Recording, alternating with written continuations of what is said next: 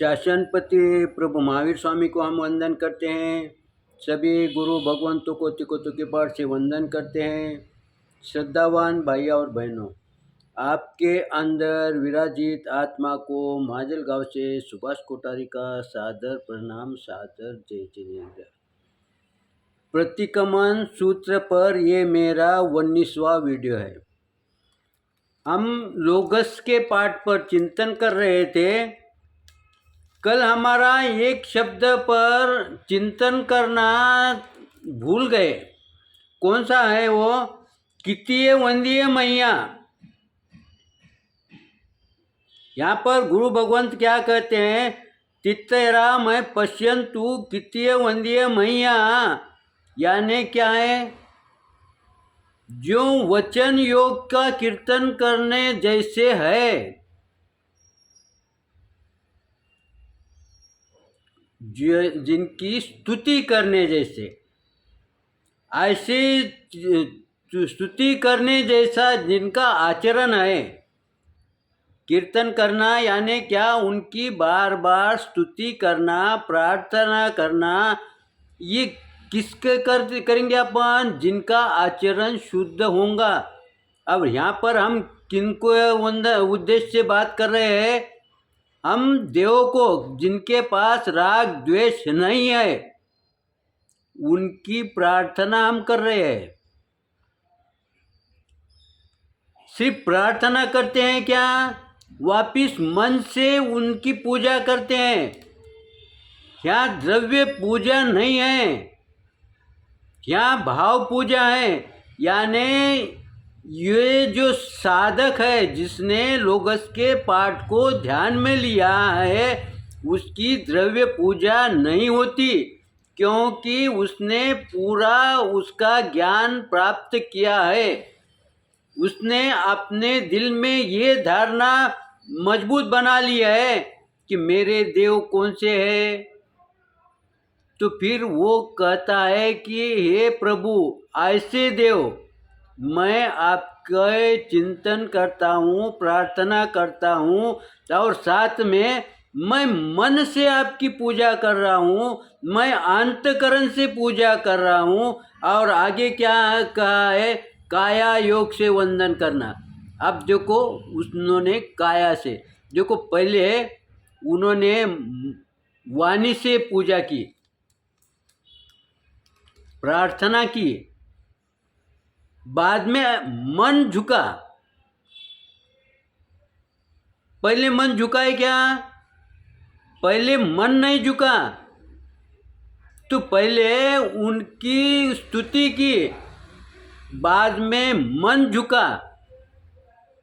अब यहाँ तक किसी को दिखाई देगा क्या? बाहर वाले को नहीं दिखाई देगा, क्योंकि ये अंतकरण से हुआ। अब उसका काया झुक गई। अब वो काया से उनके आगे नतमस्तक होता है। फिर ये बात हमारे घर के अंदर कहाँ बैठती है? हमारे परिवार में कहाँ बैठती है? देखो, गुरु भगवंतों ने ये जो पाठ देने का उद्देश्य क्या है? देखो, जिन्होंने स्तुति की, जिन्होंने कुछ किया है, साधना की है, वो चले गए। उनसे हमें लाभ क्या हो रहा है? इसके तरफ गुरु भगवंतों ने ध्यान दिया है। तो ये 3 शब्द हमारे व्यवहार में कहाँ बैठते हैं? तो हम भी परिवार के अंदर हम पहले स्तुति करें, प्रार्थना करें। किसकी प्रार्थना करेंगे? घर में कौन है? हमारे घर में देव। तो पहले हम हमारे माता पिता की स्तुति करें। स्तुति करें यानी कोई पाठ बोलने का है क्या? उनकी कोई प्रार्थना करने की क्या? फिर उनकी स्तुति कैसे करना? तो उनकी स्तुति इस तरह से करने का है कि हे माता पिता, आपके कृपा के कारण हमें ये शरीर मिला। हम साता में हैं, जिसका आपकी छत्र छाया होने के वजह से हम साता में है। आप साता में हो क्या? आप कुशल मंगल हो क्या, आप तनाव मुक्त हो क्या, ये हो गई उनकी प्रार्थना। और ये कैसी करने की, ये शरीर से नहीं, ऊपर की शरीर से नहीं करने की, हमारे अंतकरण से करने की है। अगर समझो हमारे अंतकरण से, मन से अगर माता पिता से अगर मीठे दो शब्द बोले, सांत्वना रूप शब्द बोले, तो उनकी आधी बीमारी चले जाती है। दवा न लेते हुए भी वो प्रसन्न हो जाते हैं, उनका तन तंदुरुस्त हो जाता है। और उसके पश्चात तुम उनके चरण स्पर्श करो। हम क्या करते हैं, सीधे हैं, उठते हैं। गुरु भगवंतों ने कहा कि माता पिता के चरण स्पर्श करो, तो जैसे 2-4 वर्ष का बच्चा है ना, वो चरण वंदन टच करता है, कोई कोई टच भी नहीं करता और चरण वंदन करके निकल जाता। लेकिन जिन्हें ये ज्ञान प्राप्त हो गया है, जो प्रौढ़ है, जो समझ है जिसके पास, उसने अपने माता पिता से कैसे चरण वंदन करना चाहिए, यहाँ पर गुरु भगवंतों ने दिया है कि पहले उन्हें 2 शब्द, मीठे 2 शब्द बोलो। जेब से कुछ देने का नहीं है, सिर्फ तुम मन से, अंतकरण से उनसे 2 मिनट के लिए बातचीत करो। इसीलिए गुरु भगवंत कहते हैं कि जब तुम व्यवहार के लिए बाहर जाते हो, उस समय 2-3 मिनट अपने माता पिता के पास बैठो, 2 मिनट उनसे बातचीत करो, उनके मन को तसल्ली दो, उनका मन प्रसन्न करो, तो उनका पूरा दिन व्यवस्थित जाएगा।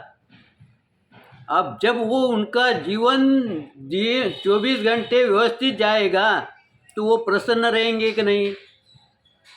और उसके पश्चात उनके चरण स्पर्श करो, तो ये तुम्हारा सही विनय प्रकट होगा।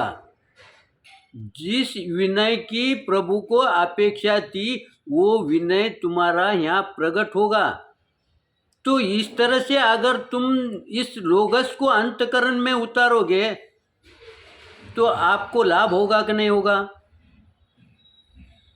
हम खाली रट रहे हैं और हम खाली भविष्य देख रहे हैं कि मुझे स्वर्ग मिलेगा, मुक्ति मिलेगी।